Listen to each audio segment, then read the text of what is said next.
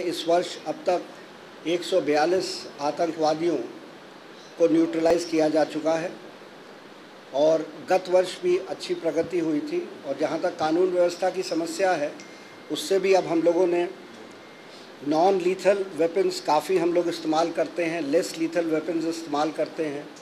अपनी फ़ोर्स को भी हमने बेटर प्रोटेक्शन दिया है, बेटर हमारी ड्रिल्स हैं, कोऑर्डिनेशन है जेके पुलिस के साथ। तो लॉ एंड ऑर्डर में भी काफ़ी प्रगति हुई है। आप समझ सकते हैं कि ये मिलिटेंट्स का फ्रस्ट्रेशन है और वो इस कायरतापूर्ण हरकत से प्रयास करते हैं कि हम जो वहाँ के पुलिसकर्मी हैं या सुरक्षा के हैं, आर्मी के हैं, सीआरपीएफ के हैं, उनके जवानों को उनके घर पे एक कायरतापूर्ण हमले में मारकर एक आतंक का माहौल फैलाएं।